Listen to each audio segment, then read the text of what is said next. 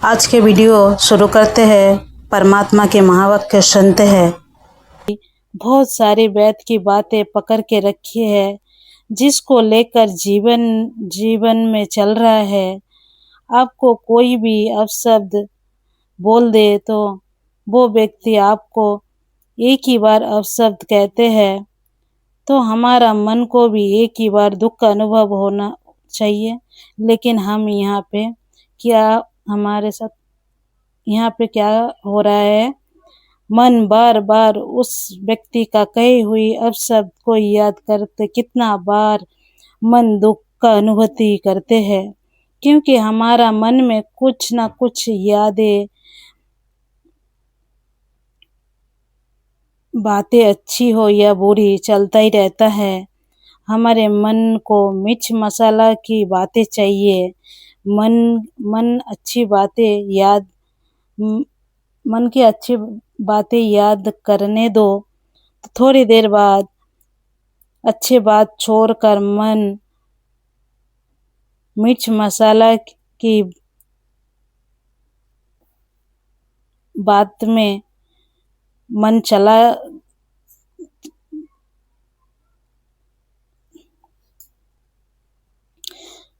मसालेदार बात में मन में चलना शुरू हो जाएगा और आपको पता ही नहीं चलेगा मन कब कहाँ चला जाता है।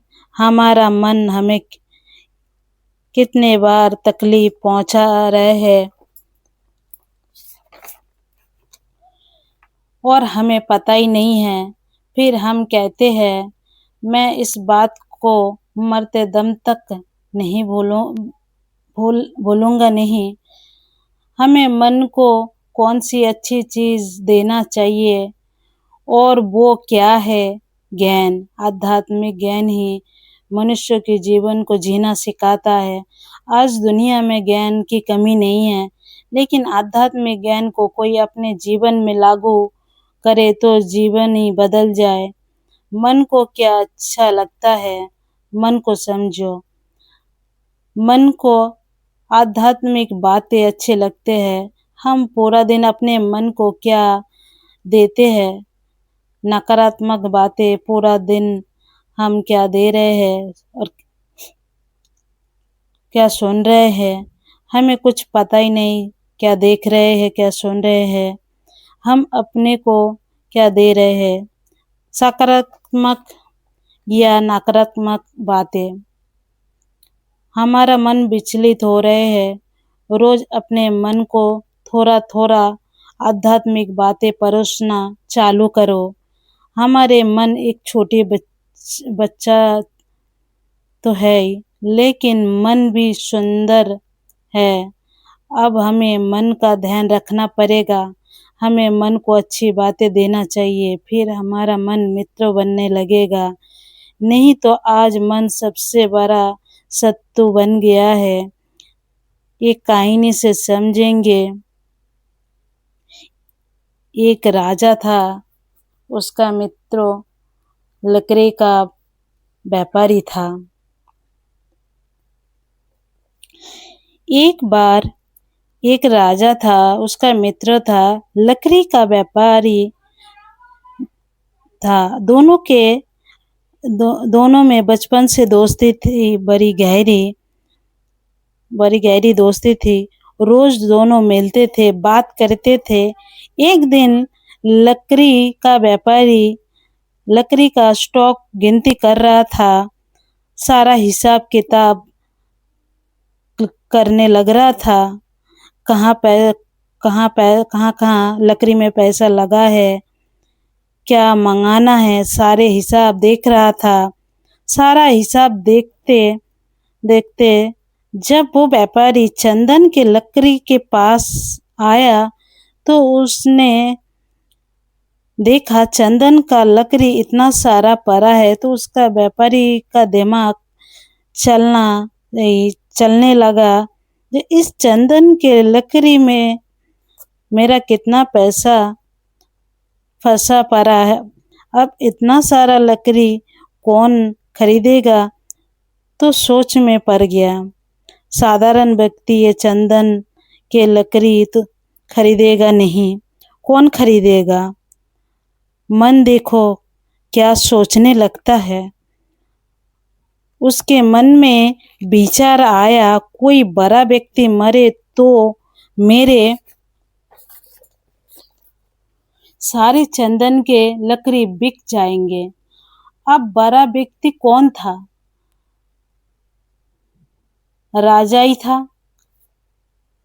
और राजा तो बचपन का मित्र है, लेकिन लालच जहाँ आते हैं वहाँ कोई रिश्ता ना कोई मित्र।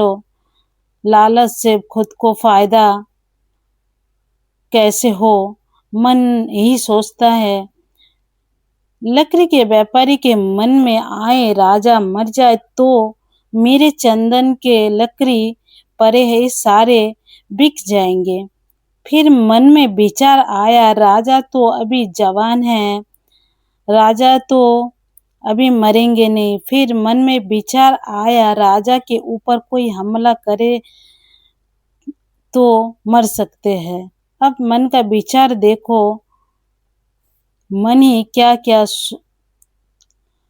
सोचता रहता है। फिर मन सोचा, राजा के ऊपर कोई हमला करेगा कौन? राजा के साथ तो सबका दोस्ती है।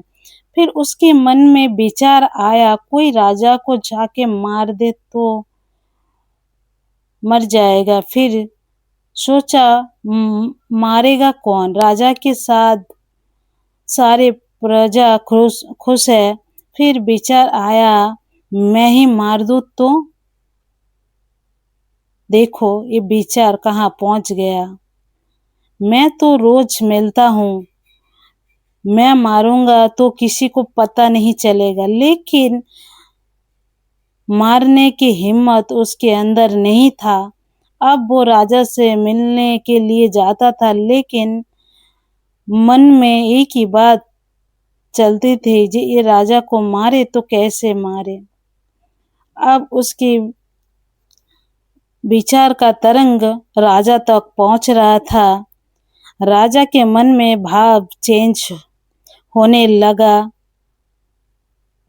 राजा भी सोचने लगे, मेरा दोस्त लकड़ी का व्यापारी है, आखिर ये कमाता किसके लिए है? इसका तो आगे पीछे कोई नहीं है, फिर ये कमाता किसके लिए है?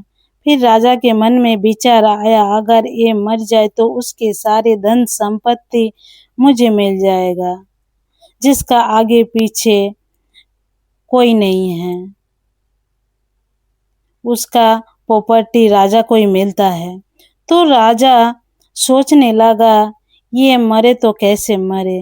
अब दोनों आपस में जब मिलते थे तो एक दूसरे को देखते हुए दोनों के मन में यही विचार चलता था, ये मरे तो कैसे मरे।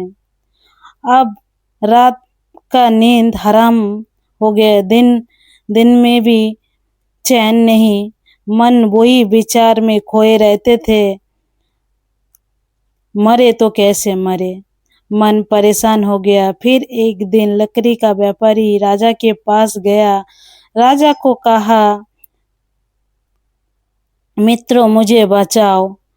तो राजा ने पूछा,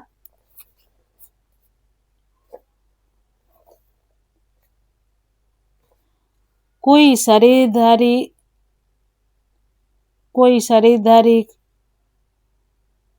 का कर्मों दिखाई देते हैं। तो राजा को कहा, मित्र मुझे बचाओ। तो राजा ने पूछा, किससे बचाऊं और क्या खतरा है, कौन है वो? तो दूसरा मित्रों ने कहा, मन का एक विचार मुझे बहुत परेशान कर दिया और एक वो विचार आपको लेकर आया है मेरे मित्र। मैं आपसे समय याचना करता हूँ, पहले ही आपके पास समाधान है। इस विचार से मुक्त करने के लिए। फिर राजा पूछा, क्या हुआ बताओ? लकड़ी के व्यापारी ने कहा, जब से चंदन की लकड़ी को देखा, उसे मेरे मन में ये विचार आया है और ये बेचारी इतना परेशान कर दिया। रात को नींद नहीं आती, दिमाग में कोई और बात सोचता नहीं।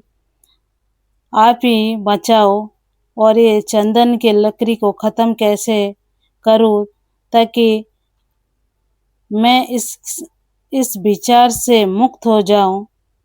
फिर राजा ने सोचा, मेरे दोस्त मेरे से माफी मांग रहा है, मुझे भी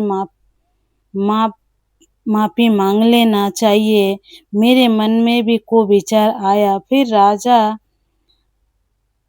को समझ में आया, मेरे मन में कुविचार कहाँ से आया, क्योंकि मेरे मित्रों ने मेरे लिए मन ही मन बुरा सोचा और उस बुरे सोच का तरंग मेरे पास आया और मैं भी मेरे मित्रों के लिए बुरा सोचने लग गया।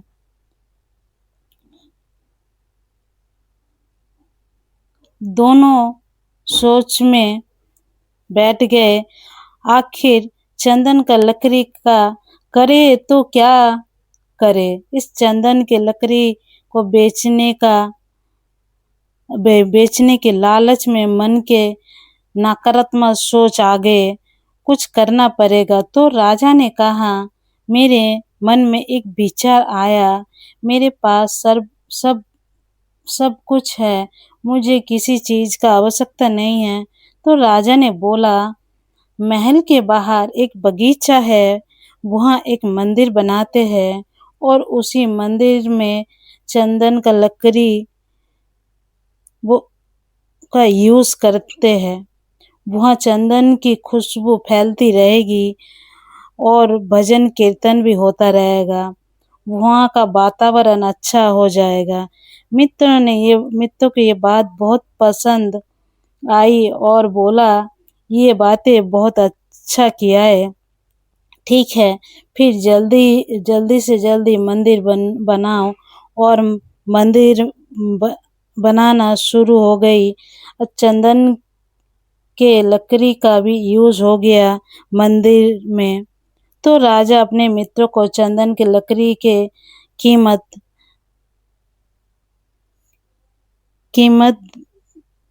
दिया तो मित्रों ने मना कर दिया। यही पैसा के लिए मन में लालच पैदा हुआ, मैं ये पैसा नहीं लेना चाहती हूँ।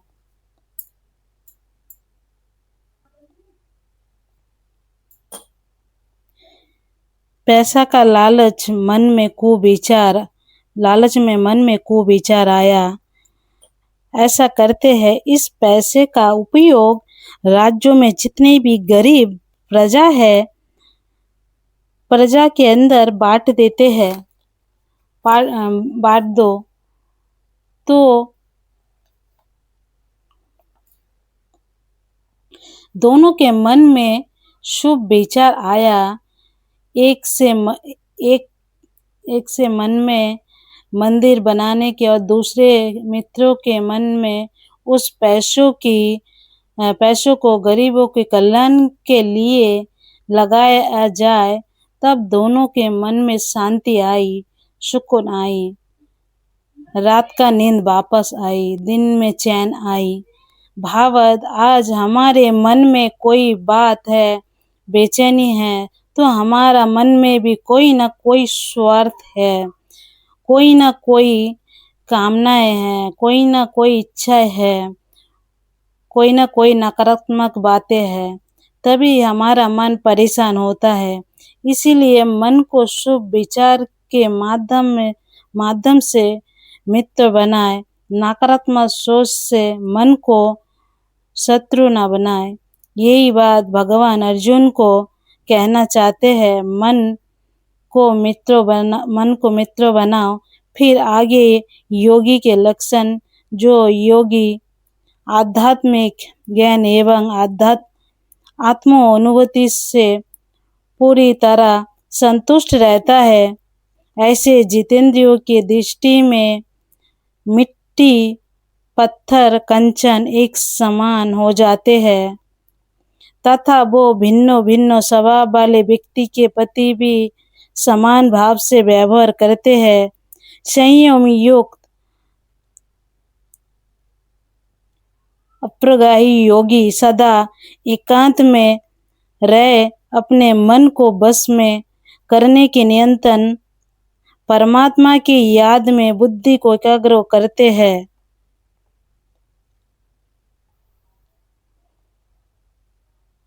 क्यों? जितना मन को एकाग्र बढ़ती जाएगी उतना ही मन को आत्म संतुष्टि, प्रसन्नता का अनुभूति करेगा, परम आनंद का अनुभव करेगा। ये योगी का लक्षण है।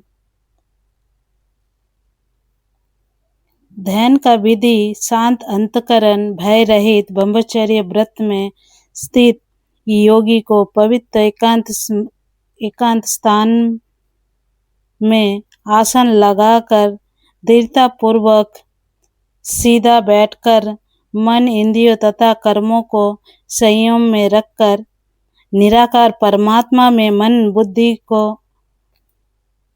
बुद्धि और दृष्टि को एकाग्र कर हृदय में शुभभावना से योग अभ्यास करना चाहिए, निष्काम भाव से। तो भगवान का अति प्रिय बन जाते हैं।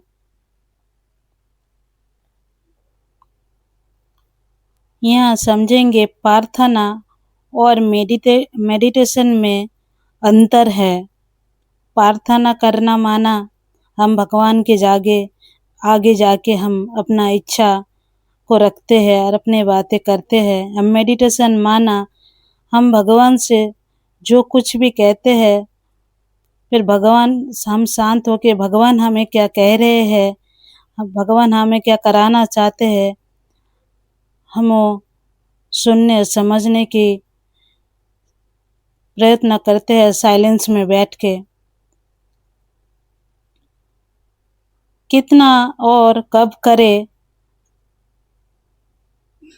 ध्यान और सात्विक भोजन, प्रकृति, ये योग, उचित आहार विहार, कर्मों के उपयोग, चेष्टा और संतुलित संयम और जागरण करने वाला ही योग पूर्ण होते हैं।